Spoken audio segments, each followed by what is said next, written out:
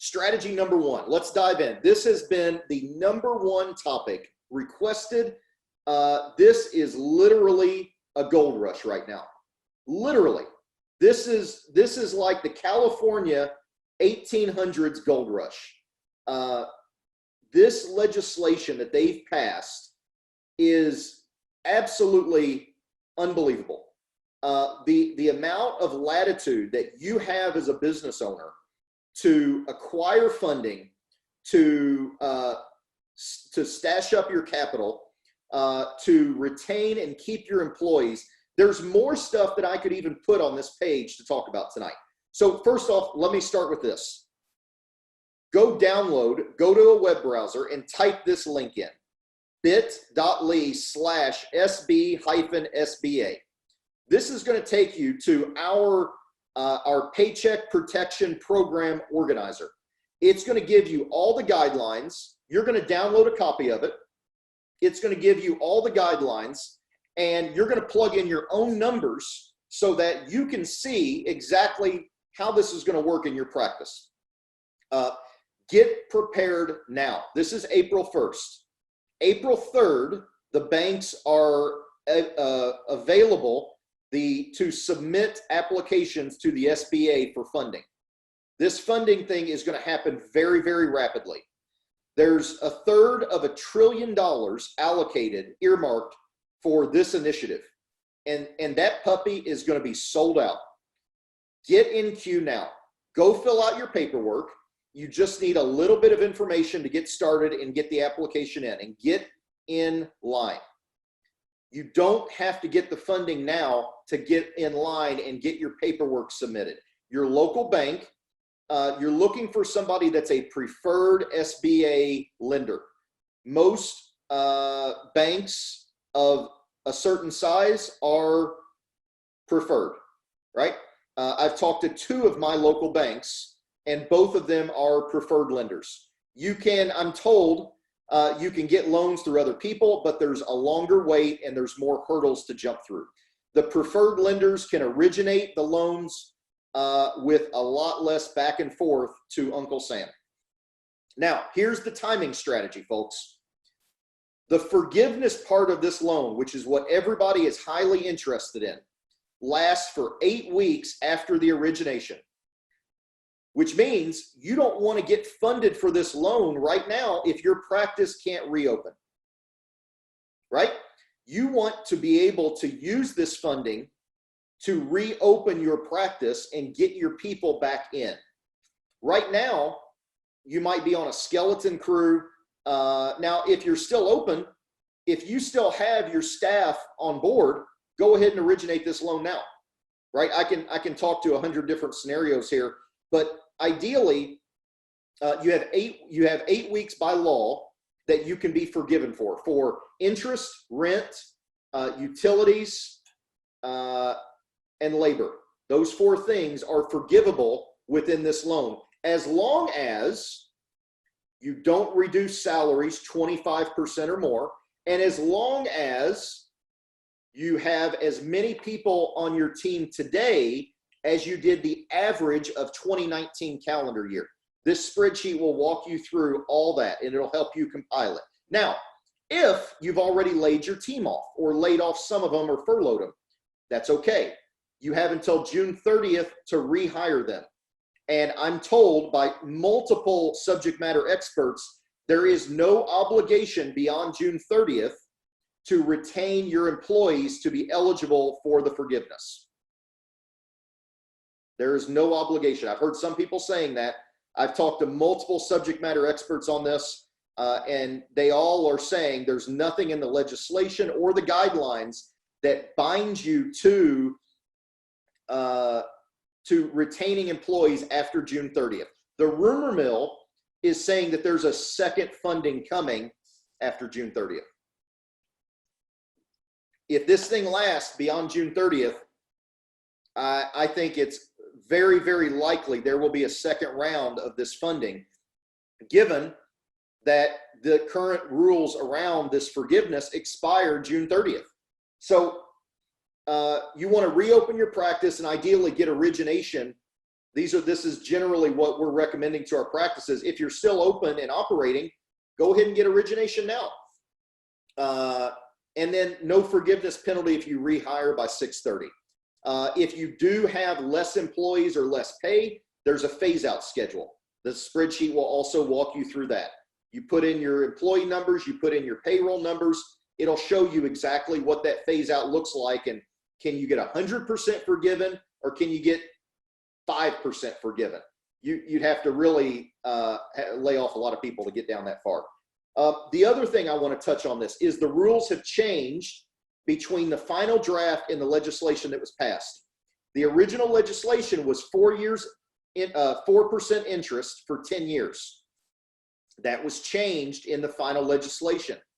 It's now 0.5% for 2 years. So even if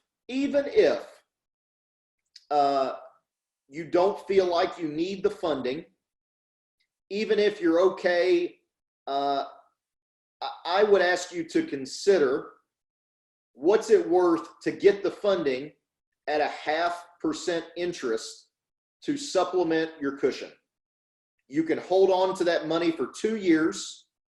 If you got $100,000 at a 0.5% interest, it would cost you $500 a year to carry that note, and you would have $100,000 of additional cash in your bank account as an emergency fund as we go through this time. I think that's a really smart strategy. Cash is king right now. Now, as said, you can start submitting, the banks can start submitting applications April 3rd. April 10th is when independent contractors and self-employed individuals can apply and receive loans to cover their payroll and certain expenses and whatnot. I also want to talk about a few other key things that passed with this legislation that aren't getting attention in the marketplace right now. All payroll taxes are deferred. If you use ADP, I checked with ADP today, ADP, if they do your payroll, they're automatically handling this for you. Make sure that you're getting your payroll tax deferred and you're not still sending in a check. That's all deferred right now. If you had a net operating loss for 2018, 19, or 20, they're offering some sort of cash. I'm not familiar with the exact mechanism because I haven't dove into it. But if you're a startup practice or you have some significant event that's generating an NOL for you, go look into this. And I can send you a link after this thing's over and get you some more information on that. There is an employee retention credit. If your revenue has been impacted by more than 50%, you can claim a big old honking tax credit. This is not being talked about in the media. I don't know why, but you can claim up to $10,000 per employee. And again, I can send you a link on this on the IRS's website about the employee retention credit that's available for businesses that have had their revenue impacted 50% or more. There's also the sick employee payroll tax credit, up to $2,000 per employee per quarter. And this is through the end of the year. So they released the new sick law, which if you go to our COVID Resource Center, we've got a full write-up on the new sick leave law. While you are required as an employer to provide 2 weeks of paid sick leave and additional 2/3 pay leave longer than that for anybody that's caught up in this COVID virus, you can get a tax credit for 100% of it. So look into this. The sick pay tax credit is reported on your 941. Your accountant, your CPA can help you with that. Dr. Eccles, when should we take PPP? Did I answer that question for you about the strategy with origination and reopening your practice?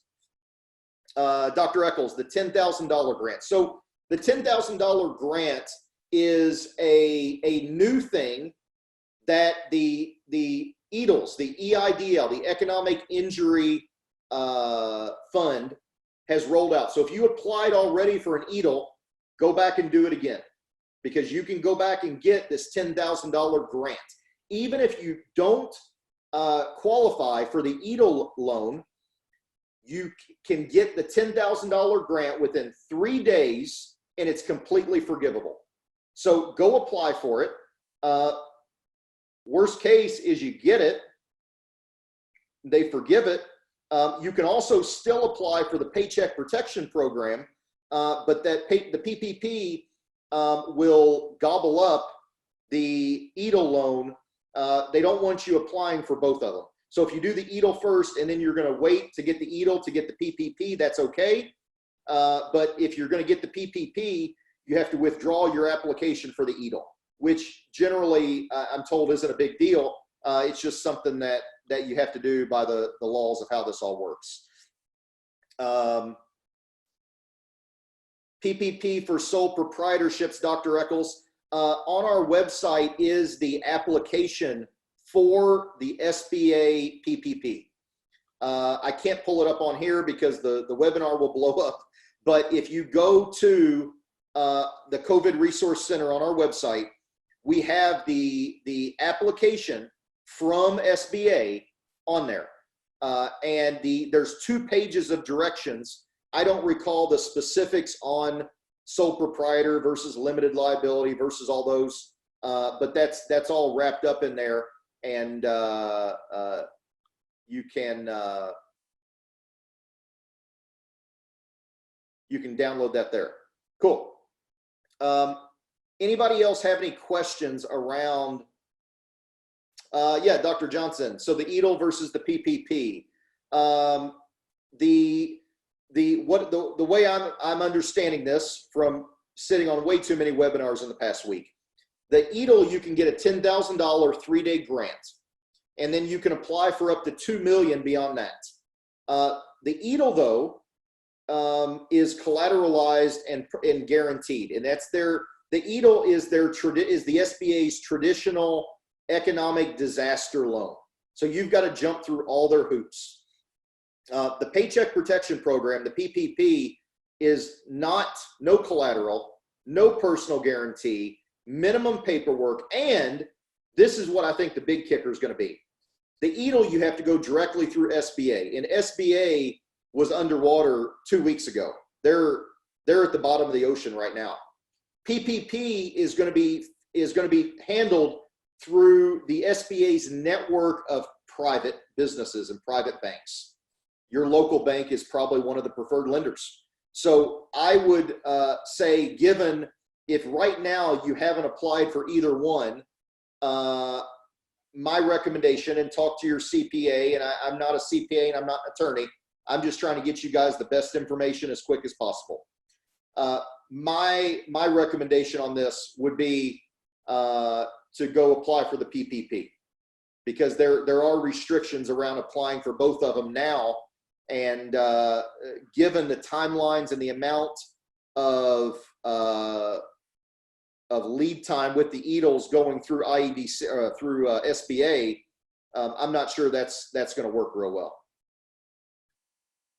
Dr. McDowell, they're suggesting do the EIDL 10K grant, but wait on the PPP. Yeah, my recommendation on the PPP is if you're closed right now, the best date to originate that is going to be 8 weeks before June 30th, right? Then you have a full 8 weeks to do it, and you can rehire anybody you need to rehire before 6/30. Now, you can always wait a little bit longer. You just got to look at the timing of these things to figure it out. Everybody's going to be a little bit different with their situation, with how many people they still have on board, with when they're allowed to reopen. And you need to look at this 8-week window, which may be able to extend beyond June 30th. I've got an email out right now to get clarification on that. And I don't have clarification on that. I'll bring that to the next event that I do. But we do know that you have to rehire by 6/30 to be eligible for the forgiveness. If you've laid off your people, there's no penalty for laying them off as long as you rehire them by 6/30. Does that ever answer? Does it get everybody answered here? Anybody have any more questions? Yeah, John, you can apply for both. but PPP, the Paycheck Protection Program, requires you to affirm that you do not have how did they put the verbiage? I'm trying to remember. Once you get the PPP, the way I understand it is you can't go back and get the EIDL. So you can do the EIDL first, but my point is the PPP is going to come through so fast, I think, once you apply, that, and the EIDL is going to be so slow that, yeah, if you get the $10,000 grant on the EIDL and then you withdraw the application, there might be some strategy there to that. But I just don't see a lot of value in the EIDL right now with the PPP coming out, because the PPP is no collateral, no personal guarantee, no hoops to jump through. You can get more funding under it, and the PPP is forgivable, whereas the EIDL is not. I think for most practices, the PPP is a better fit, but maybe we can take that offline, and I'm happy to talk with you privately.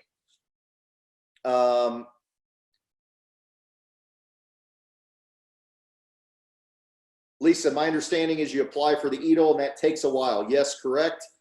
And for it to get through SBA, and then the 3-day timeline starts. If you apply for the EIDL now, you get, within 3 days, you can get the $10,000 funded. That's a grant. And then if you're denied ultimately from the EIDL or you withdraw, that $10,000 is forgivable, is the way I understand it. John, yes, you can roll the amount from the EIDL into the PPP if the timing works out and you get the EIDL first. Tammy,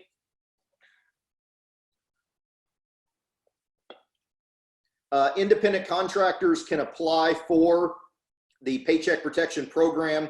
April 10th will be the first day that they can apply. They're going to have to apply on their own. Yeah, I think once this PPP releases April 3rd, the money is going to flow, and that's going to really help practices, small businesses across the country to carry through this time. Terrence, the maximum forgiveness on the PPP is 100% of the loan. If you follow the guidelines, if you download my spreadsheet and you understand the ratios, you can get easily 100% forgiven on the PPP. The EIDL grant, the $10,000 is forgivable. The rest of the EIDL grant, the EIDL loan is not forgivable.